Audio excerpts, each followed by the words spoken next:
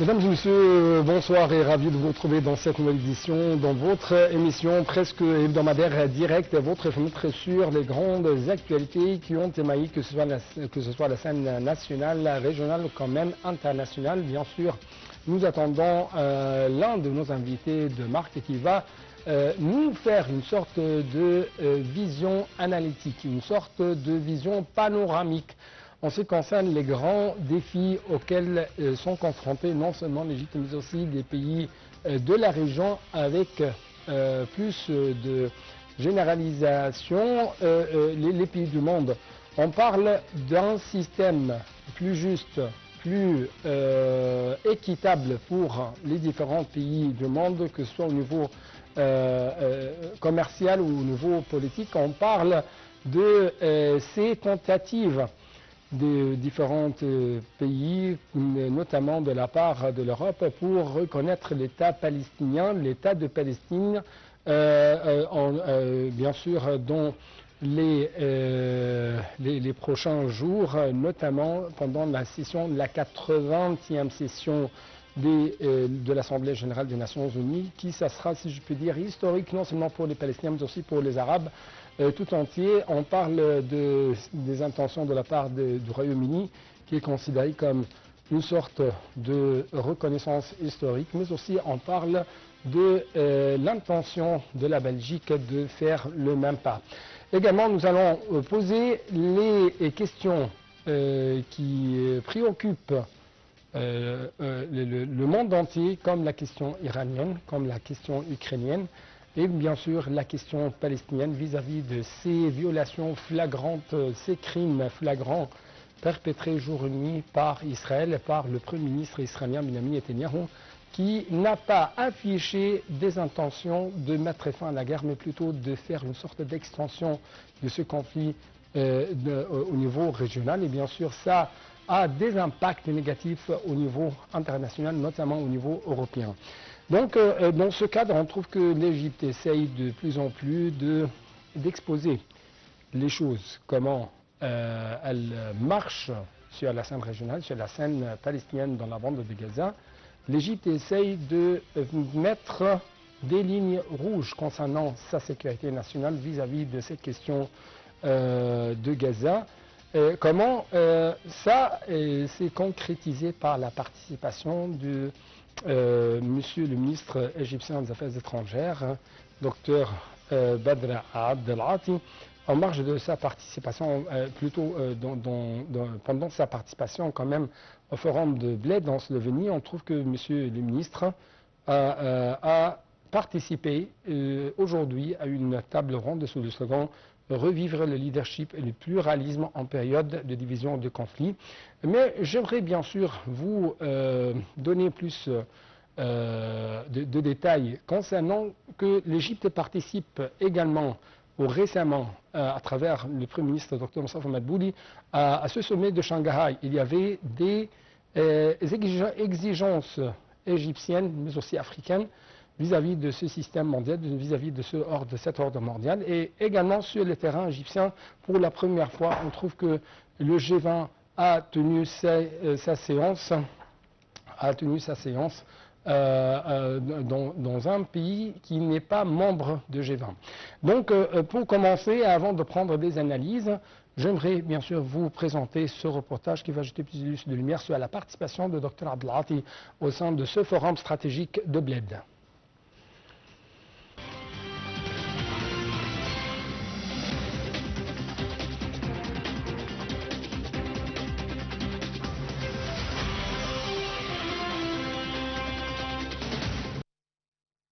Dans son discours, le chef de la diplomatie Badr Abdelati a passé en revue les répercussions des guerres et des conflits internationaux sur le système international, soulignant que l'absence de diplomatie et de dialogue et le recours aux options militaires avaient contribué à l'expansion des conflits et aggravé les souffrances humaines dans le monde, rendant l'action internationale collective essentielle. Abdelati a également abordé les défis auxquels sont confrontées les organisations internationales. Il a souligné qu'avec l'escalade des crises internationales et le mépris de certains pays pour le droit, les règles et les normes, les organisations internationales et le système multilatéral souffrent d'une perte de confiance en raison de leur incapacité à lutter contre la pratique de la politique de deux poids, deux mesures. Il a présenté la vision de l'Égypte visant à repenser l'action multilatérale pour l'adapter à l'évolution de la situation internationale, la rendant plus démocratique et représentative des pays arabes et africains.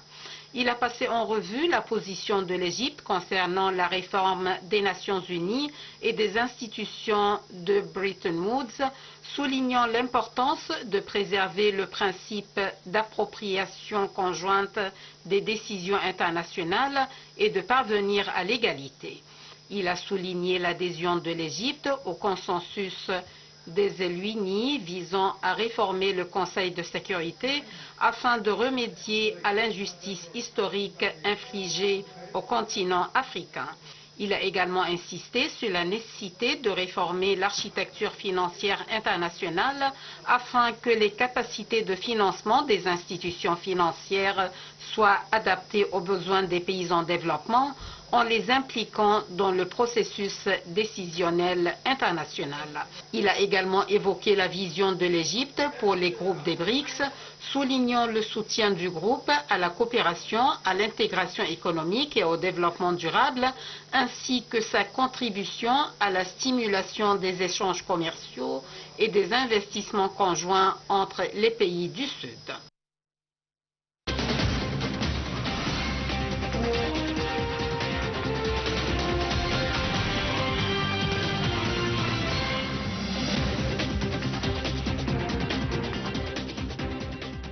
Donc, pour avoir plus d'analyse en ce qui concerne l'Égypte et ses exigences, que ce soit au niveau économique ou quand même au niveau politique, nous avons actuellement en ligne de l'Interview international M. Nadim Samna. C'est un économiste, c'est un expert économique de renommée internationale. M. Nadim Samna, toujours, vous êtes le bienvenu sur l'Interview international. Bonsoir. Merci, c'est toujours un plaisir. Merci beaucoup. Et ma question va porter sur l'Égypte qui exige un pluralisme, un multilatéralisme dans le domaine du commerce. Notamment que les pays africains avec l'Égypte voient qu'il y a toujours quand même une sorte de deux poids, deux mesures, non seulement dans le système politique mondial ou dans l'ordre politique mondial, mais aussi dans l'ordre économique et commercial mondial. Il veut, oui, le Premier ministre espère participer un peu plus à la prise de décision en représentant les pays en voie de développement. On voit que les institutions mondiales, que ce soit la Banque mondiale, le Fonds monétaire international, etc., sont composées de, on va dire, de pays plutôt développés qui ont suffisamment d'argent pour financer ces institutions et donc peser sur la décision. En général, ça marche comme ça, là. C'est en fonction de la contribution de chaque pays que le pays a une sorte de droit de vote.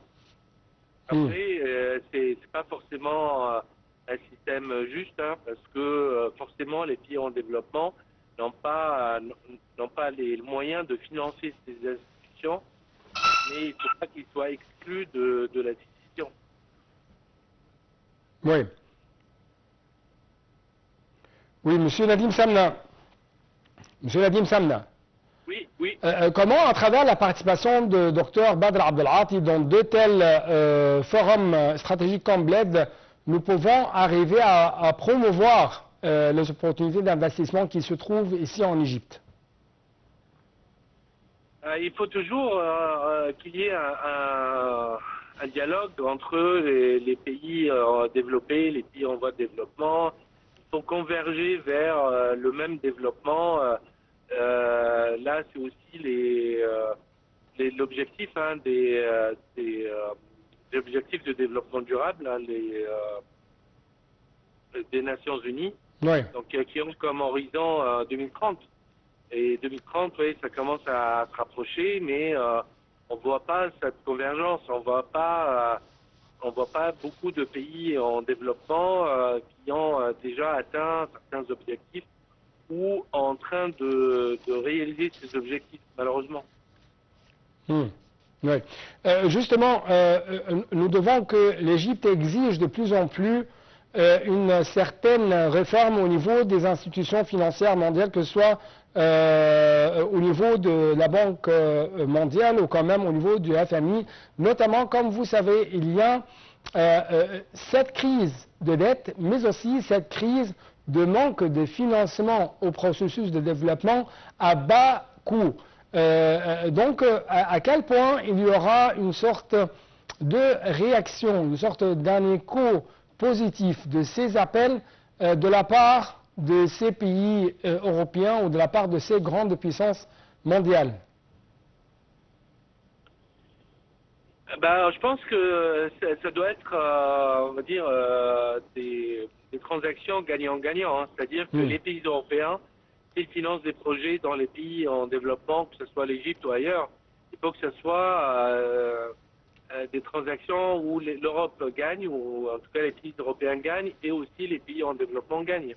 C'est ça qui permet d'accélérer le financement de tels projets, c'est ça qui permet d'accélérer le développement de manière générale. Oui, oui, oui. Docteur Nadim Samna, merci beaucoup pour de telles explications de votre part concernant ces différentes dimensions économiques, concernant ces différentes, bien sûr, dimensions économiques qui ont été discutées à travers la participation de notre ministre égyptien des Affaires étrangères au sein de ce forum stratégique de Bled plutôt. Donc, une toute petite pause.